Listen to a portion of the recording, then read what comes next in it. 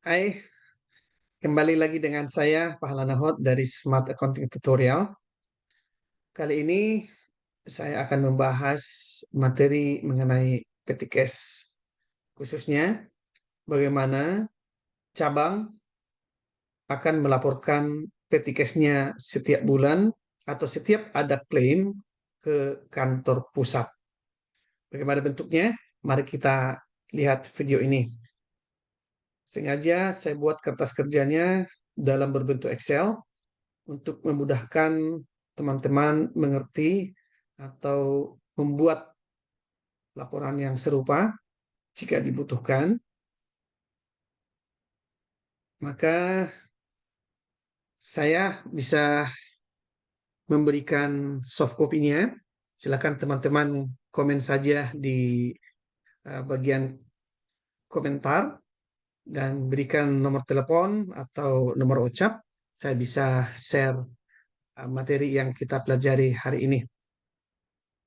Teman-teman, PTKS pengertiannya adalah kas kecil merupakan alat pembayaran perusahaan sehari-hari yang berbentuk sejumlah uang dengan jumlah yang kecil yang dipegang bagian pembayaran atau kasir atau yang ditunjuk oleh perusahaan. Teman-teman, dalam perusahaan itu pembayaran itu sangat banyak macamnya. Ada pembayaran ke vendor, ada pembayaran kepada para pemegang saham, ada pembayaran untuk karyawan, dan banyak lagi. Karena itu, birokrasi pembayaran itu sangat panjang. Butuh approval, butuh request, dan banyak lagi. Karena itu, seorang kasir akan merasa kesulitan jika pembayaran yang akan dilakukan itu jumlahnya tidak material, tetapi sering terjadi. Karena itu, dibutuhkan satu metode pembayaran untuk mengatasi atau mengakomodir semua pembayaran yang dilakukan secara spontan, berulang-ulang, dan jumlahnya tidak material. Karena itu dibutuhkanlah PTKes. Nah, seperti pengertiannya, PTKes adalah sejumlah dana yang dibentuk oleh perusahaan untuk membayar kegiatan operasional sehari-hari. Misalnya dalam kantor dibutuhkan pensil hanya 2 buah, sehingga tidak akan efisien jika kasir harus issue cek atau giro untuk membayar, atau harus membuat permintaan pengeluaran uang dari bank hanya untuk membayar sejumlah pengeluaran yang mungkin nilainya hanya di bawah 100.000. Karena itu, PTKes ini sangat dibutuhkan, baik di kantor, terutama di cabang yang sudah terpisah dari kantor pusat. Nah, sebagaimana pembayaran yang dilakukan di pusat, di kantor cabang juga akan sangat dibutuhkan sejumlah dana untuk melakukan pembayaran kegiatan rutin sehari-hari. Bisa dibayangkan jika kepala cabang ketika dia butuh stationery harus minta uang segera ke kantor pusat. Akan kesulitan juga jika ada staf yang mau pergi ke kantor pajak, yang mau pergi belanja kebutuhan kantor, kalau tidak ada duit cash dan harus meminta ke kantor pusat, bisa kita bayangkan operasional di cabang tersebut akan terbengkalai. Dan belum tentu semua kepala cabang akan memiliki cash untuk melakukan pembayaran-pembayaran yang dibutuhkan.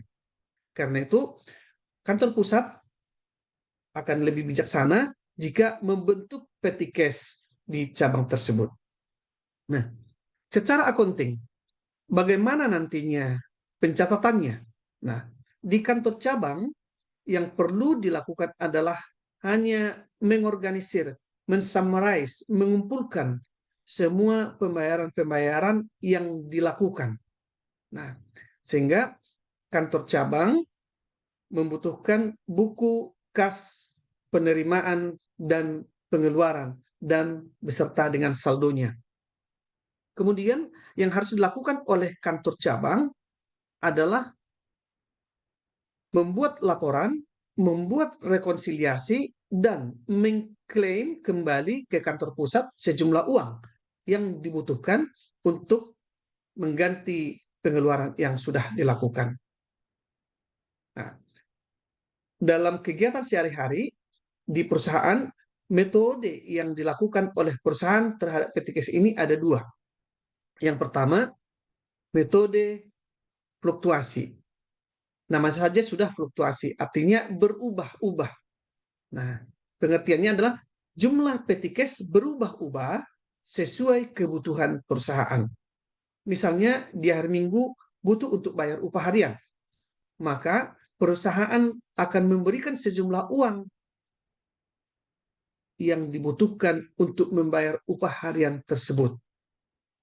Kemudian, jika ada kebutuhan lain lagi, perusahaan akan memberikan petty cash untuk menutupinya.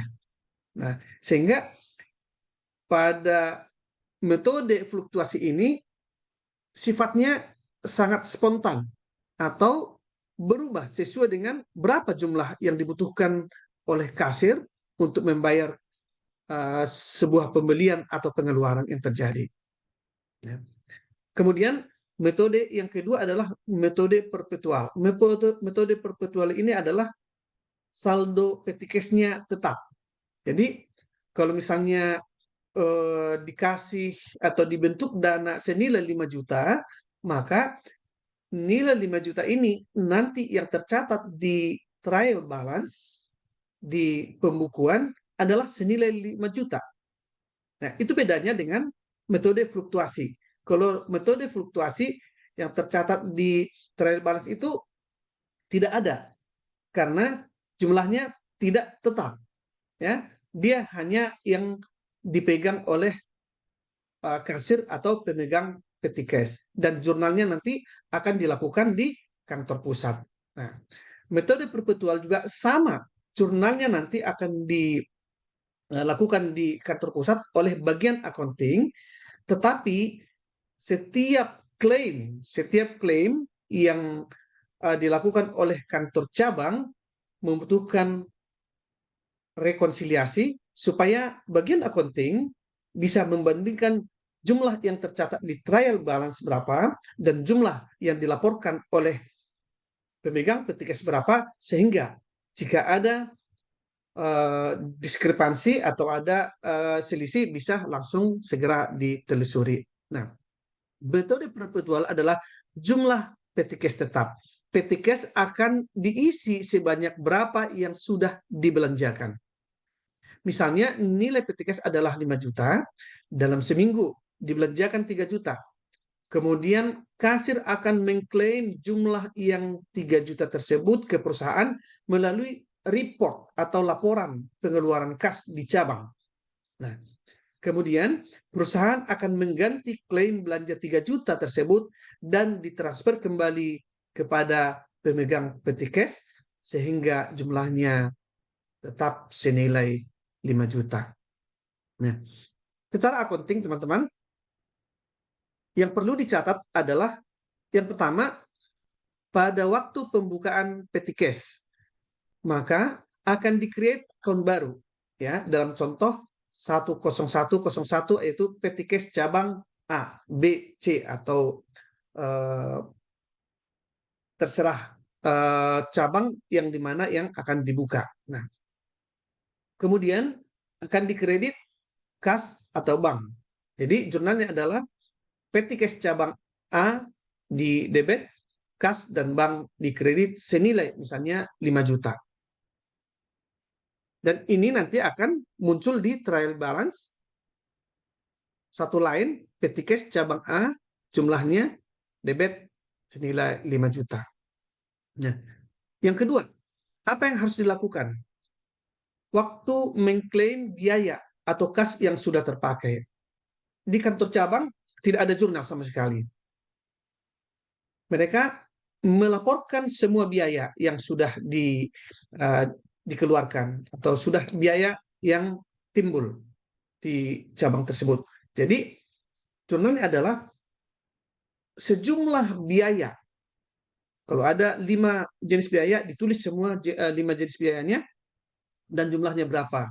Ya, kemudian akan dikredit kas senilai jumlah yang diklaim, yaitu 3 juta dan ditransfer kembali kepada pemegang petty cash. Jadi pada waktu mengklaim biaya, bagian accounting akan mencatat, ya, akan mencatat semua biaya yang sudah dikeluarkan dan mengkredit kas atau bank, bukan petty cash, ya. Yang dikredit bukan petty cash karena petty cash-nya bersaldo tetap, ya. Oke. Nah, kemudian bagaimana jika petty cash tersebut tidak dibutuhkan lagi? Mungkin cabangnya mau ditutup. Sehingga petty cash tersebut juga harus disetor kembali ke kantor pusat. Maka jurnalnya adalah kas atau bank dan kredit adalah petty cash. Ya, maaf di sini tertulis harusnya di sini adalah menutup, ya, menutup. Baik. Oke. Dalam prakteknya apa yang harus dilakukan oleh pemegang petty cash? Mari kita lihat. Ini sudah saya buat contoh rekonsiliasi petty cash. Ini hanya sebuah contoh, ya. Ini hanya sebuah contoh.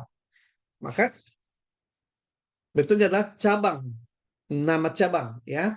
Misalnya cabang A, cabang B, cabang C. Nah, petty cash reconciliation ini adalah tanggal kapan petty cash tersebut dilaporkan.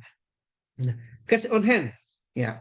Berapa uang sekarang yang tersedia di tangan kasir? 8 juta misalnya. Balance in bank. Jadi kantor pusat biasanya akan menyuruh cabang untuk mengissue bank account.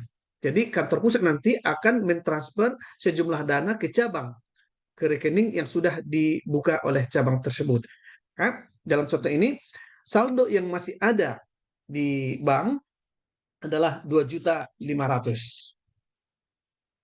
Cash payment receipt attached. Jadi cash payment receipt attached ini adalah artinya inilah jumlah semua pengeluaran yang terjadi di cabang tersebut. Nanti akan kita lihat contohnya ini. Cash payment receipt not yet claimed. Semisal, ya, petty cash sudah dilaporkan. Ternyata ada satu klaim atau kwitansi yang belum diklaim dalam petty cash tersebut. Maka pengeluaran tersebut akan dicantumkan di kolom ini. Ya.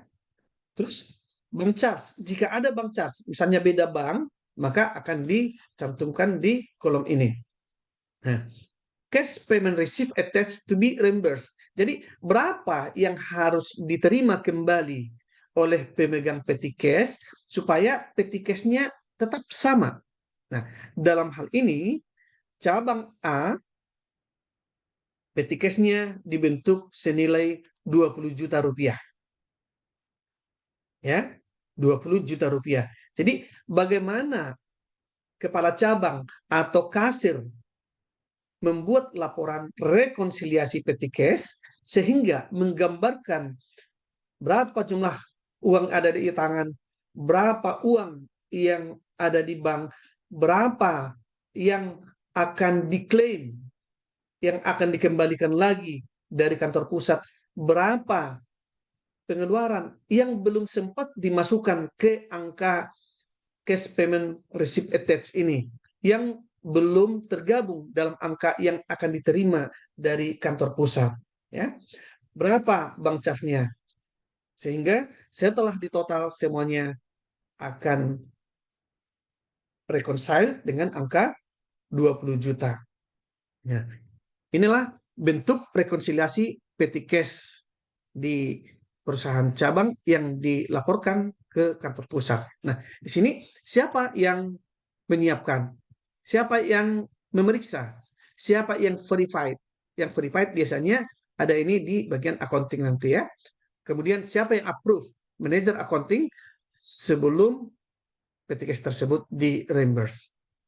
Nah, bagaimana bentuk buku kas masuk dan buku kas keluar yang akan disiapkan oleh kantor cabang? Mari kita lihat. Nah, PT Patama, ya ini nama perusahaannya ya. Laporan petty cash cabang XXX atau cabang A atau cabang bla bla bla, terserah teman-teman di mana mau membuat laporan petty cash tersebut. Periodenya, periode bulan Desember 2022. Nah, di sini yang perlu dicantumkan adalah bukti pengeluaran kas nomor berapa. Ya, kalau bisa berurut 1 tahun itu akan jauh lebih bagus. Tapi paling tidak dalam 1 bulan itu, semua bukti pengeluaran kas itu harus dibuat nomor urutnya. Ya, tanggal kapan transaksi tersebut terjadi. Nah, description atau keterangan atau mata anggaran atau keterangan ya, semua bentuk-bentuk pengeluaran yang terjadi di cabang tersebut selama 1 bulan. Oke, count number. Jadi mata anggarannya kemana pengeluaran tersebut nanti akan dicatatkan oleh bagian accounting. Nah, kas di bank, ya ada baiknya dicantumkan kas di bank supaya tetap reconcile jumlah petty cash itu yang ditransfer dari pusat 20 juta sudah diambil oleh kasir 17.500.000 untuk kebutuhan operasional. Ya, jadi sehingga kalau digabung ini tetap jumlahnya 20 juta. Nah, sehingga setiap pengeluaran akan dikurangkan dari uang yang ada di tangan kasir. Misalnya Halo Telkomsel credit payment, ya, beli pulsa Telkomsel 160.536, ya, dikurangkan sehingga saldonya berkurang. Housemaid salary untuk pembayaran gaji pembantu di kantor cabang, ya, penggantian atau perbaikan televisi yang ada di perusahaan atau di kantor cabang, atau semua pengeluaran yang ada di cabang tersebut akan dirinci. Kemudian dibuat mata anggarannya. Jika kantor cabang tidak bisa mengisi mata anggaran, maka yang akan mengisinya adalah bagian accounting. Ya, karena tidak semua cabang itu mengerti mengenai akuntansi. Sehingga mata anggaran ini akan diisikan oleh bagian akuntansi untuk nanti melakukan penjurnalan. Sehingga dari account bank 20 juta yang ditransfer pusat ke kantor cabang, diambil 17.500.000, masih sisa di bank 2.500.000, dan setelah dikurangkan semua pengeluarannya, maka saldo akhir yang ada di tangan kasir masih ada 8.708. Kalau kita lihat tadi di rekonsiliasi 8 juta itu kas yang ada di tangan, terus bank balance atau saldo yang masih ada di bank senilai 2.500.000, cash payment receipt 8.791, yang mana ini? Ini adalah jumlah semua pengeluaran yang terjadi di bulan yang bersangkutan. Ya, 8 juta Rp791.828. Nah, jadi inilah poin-poin nanti yang akan dicantumkan di rekonsiliasi ini. Ya. Bisa teman-teman perhatikan. Nah, setelah ditotal ini semuanya, maka jumlahnya adalah 20 juta. Oke. Ya. Sampai di sini, bagian accounting akan menyiapkan pembayaran. Jadi, bagian accounting akan mensummarize, mengelompokkan perkiraan-perkiraan ini semuanya sesuai dengan mata anggaran yang ada.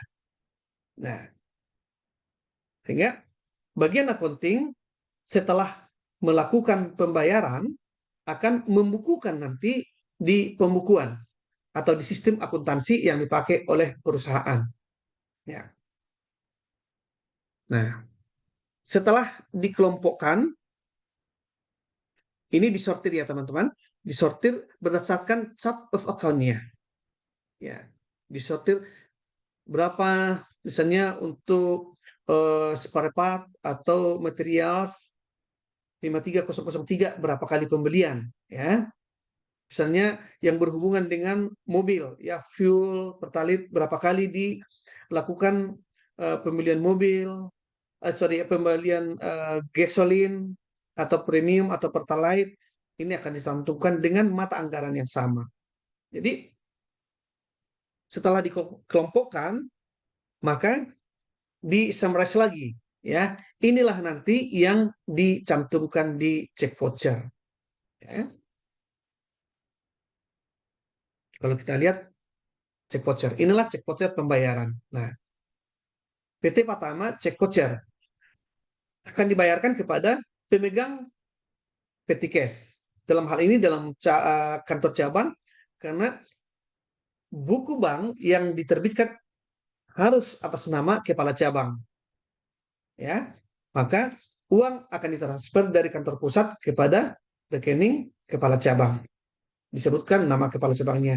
Terus di sini bagian accounting akan menerbitkan cek pembayaran, nomor cek voucher, ya, nomor cek voucher, kapan dibayar dan penjelasannya, reimburse, cash, petty cash cabang, bla bla bla, bukti kas keluar dari nomor 1 sampai nomor 24. Ini akan menjadi sebuah kontrol nanti di kepala cabang maupun di bagian accounting. Kemudian sesuai dengan hasil yang sudah disummarize di sini, angkanya berapa?